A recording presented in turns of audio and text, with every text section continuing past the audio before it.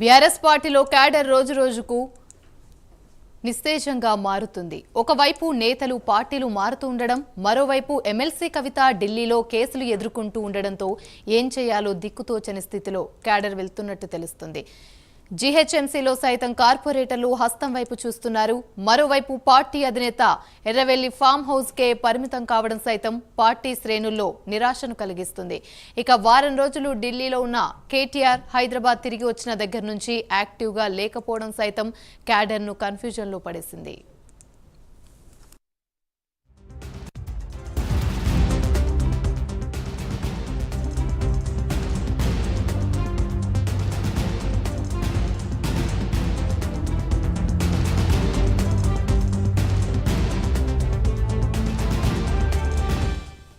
BRS పార్టీలో cadre రోజు రోజుకు నిస్తేజంగా మారుతుంది. ఓవైపు నేతలు పార్టీలు మారుతూ ఉండడం, మరోవైపు ఎమ్మెల్సీ కవిత ఢిల్లీలో కేసులు ఎదుర్కొంటూ ఉండడంతో ఏం చేయాలో దిక్కుతోచని స్థితిలో క్యాడర్ వెళ్తున్నట్టు తెలుస్తుంది. ఇక ఇదే అంశానికి సంబంధించి మరిన్ని వివరాలు మా ప్రతినిధి చందు లైవ్ ద్వారా మరిన్ని అప్డేట్స్ అందిస్తారు.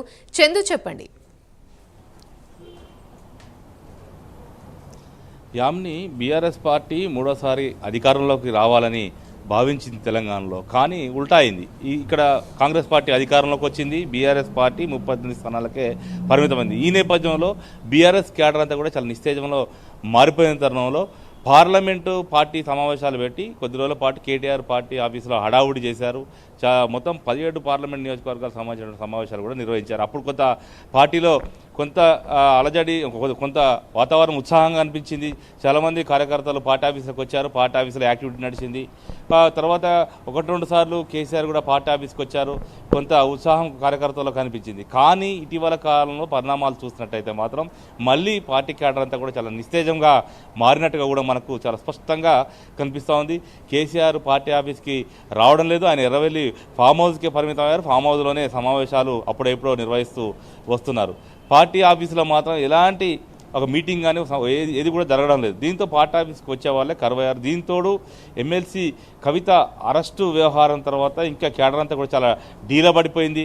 ఒకవైపు పార్టీ ముఖ్య నేతలు హరీష్ రావు, కేటీఆర్, మిగతా ముఖ్య నేతలు అంతా కూడా ఢిల్లీకి వెళ్ళి మోరల్గా మద్దతు తెలిపేందుకు ఢిల్లీ కూడా వెళ్ళారు. నిన్న రాత్రే కేటీఆర్ హైదరాబాద్ తిరిగి వచ్చారు. ముఖ్యంగా చూసినట్టయితే ఇప్పటికే పార్టీకి సంబంధించినటువంటి సిట్టింగ్ ఎంపీలంతా కూడా చేజారారు.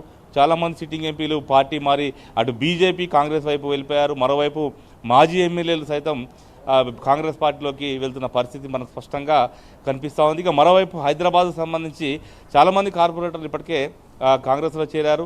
మరోవైపు మేయర్ విజయలక్ష్మి కూడా ఈరోజు పార్టీలో కాంగ్రెస్ పార్టీలో చేరుతారని ప్రచారం జరుగుతుంది. ఆమెతో పాటు ఇంకా మన 10 మంది కార్పొరేటర్లు కూడా కారు దిగి అస్సాం వైపు వెళ్ళేటువంటి అవకాశం మనకు స్పష్టంగా కనిపిస్తుంది. పార్లమెంటు ఎన్నికలు దగ్గరకు వస్తున్న కొద్దీ బీఆర్ఎస్ పార్టీలో ఉన్నటువంటి కొంతమంది ముఖ్య నేతలంతా కూడా కాంగ్రెస్ పార్టీ వైపు అటు బీజేపీ పార్టీ వైపు వెళ్తున్నారు. కానీ పార్టీ మారుతున్నటువంటి నేతలను కట్టడి చేసే ప్రయత్నం కూడా బీఆర్ఎస్ పార్టీ నుంచి జరగడం లేదనేది బీఆర్ఎస్ పార్టీ వర్గాల్లో జరుగుతున్న ప్రధానమైన చర్చ. ఎందుకంటే గతంలో పార్టీ మారుతున్నారంటే ఖచ్చితంగా ఆ నేత ఇంటికి వెళ్ళి ముఖ్యమైన నేతలు పార్టీ మారకుండా ఏదో అభయం ఇచ్చేసి వాళ్ళకు ఆ పార్టీలో కొనసాగించేవారు. కానీ ఇప్పుడు ఆ పరిస్థితి అయితే కనిపించడం లేదు.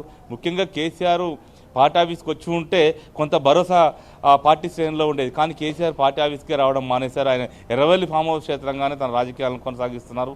అక్కడే పార్లమెంట్ మీటింగ్లు పెడుతున్నారు. కాబట్టి అక్కడికి వేరే నేతలు కార్యకర్తలు వెళ్ళే పరిస్థితి అయితే లేదు. తెలంగాణ భవన్లో ఒకవేళ కేసీఆర్ వస్తే పార్టీ కార్యకర్తలకు కొంత యాక్సెస్ ఉంటుంది. వాళ్ళు వచ్చి కనీసం జిందాబాద్లు కొట్టడమో లేకపోతే కొంత కలిసే ప్రయత్నమో ఏదైనా అప్లికేషన్ ఇవ్వడమో చేసే పరిస్థితి ఉండేది. కానీ ఎర్రవెల్లి ఫామ్ హౌస్కి మామూలు సామాన్య కార్యకర్తలు అయితే వెళ్ళే పరిస్థితి లేదు. కాబట్టి కార్యకర్తలంతా కూడా తమకెందుకులే అనే భావనలో ఉన్నారు. ఇప్పటివరకు పార్లమెంటు అభ్యర్థులని కొన్ని స్థానాల్లో ప్రకటించింది బీఆర్ఎస్ పార్టీ. కానీ ఇప్పటివరకు ఆ పార్లమెంటు నియోజకవర్గాలు పెద్దగా క్యాడరు అదేవిధంగా అభ్యర్థులు తిరిగే పరిస్థితి అయితే మనకు కనిపించలేదు. ఇప్పటివరకు ఎక్కడ కూడా క్యాంపెయిన్ స్టార్ట్ చేసిన పరిస్థితి లేదు. ఒకవైపు బీజేపీ పార్టీ కాంగ్రెస్ పార్టీ అభ్యర్థులు ప్రచారం చేసుకుంటూ వెళ్తున్న పరిస్థితి కనిపిస్తుంది. కానీ బీఆర్ఎస్ అలాంటి పరిస్థితి లేదు. కాబట్టి కొంత బీఆర్ఎస్ పార్టీలో ఒక అయోమయం అయితే కనిపిస్తూ ఉంది. ఎందుకంటే కొన్ని నియోజకవర్గాల్లో కొంతమంది అభ్యర్థులు కూడా దొరకని పరిస్థితుల్లో అభ్యర్థులను ఉన్నటువంటి ఎమ్మెల్యేలని పోటీ చేయించేటువంటి పరిస్థితి బీఆర్ఎస్ పార్టీకి వచ్చింది. అయితే దీని నుంచి బయటపడాలంటే మాత్రం కొంత అటు కేసీఆర్ కావచ్చు, కేటీఆర్ కావచ్చు, హరీష్ రావు లాంటి నేతలు బయటకు వచ్చి పార్టీ ఆఫీసులో నిరంతరం కార్యక్రమాలు నిర్వహించి పార్టీ శ్రేణులకు భరోసా ఇస్తే మాత్రం కొంత క్యాడర్లో జోష్ వచ్చేటువంటి పరిస్థితి అయితే ఉంటుంది. కానీ ఇలాగైతే రాబోయే రోజుల్లో బీఆర్ఎస్ పార్టీకి చాలా కష్టకాలం అని చెప్పవచ్చు. పార్లమెంట్ ఎన్నికల్లో కూడా అనుకున్న ఫలితాలు అయితే ఈ రకంగా ఉంటే రావనేటువంటి అభిప్రాయాన్ని అయితే బీఆర్ఎస్ పార్టీలో ఉన్నటువంటి కింది స్థాయి క్యాడర్ అయితే వ్యక్తం చేస్తూ ఉంది. ఇప్పటికైతే చూసినట్టయితే పార్లమెంటు సంబంధించి కార్యాచరణపైనే కేసీఆర్ ఫామ్ హౌస్లో మంతనాలు ముఖ్య నేతృత్వం చేస్తున్నారు. కానీ ఒకవేళ ఆయన తెలంగాణ భవన్లోకి ఇక్కడే ఉండి భవన్ కేంద్రంగా రాజకీయాలు చేస్తే మాత్రం కొంత మార్పులు కనిపించే అవకాశం అయితే మనకు కనిపిస్తూ ఉంది. యామిని. Right, thank you.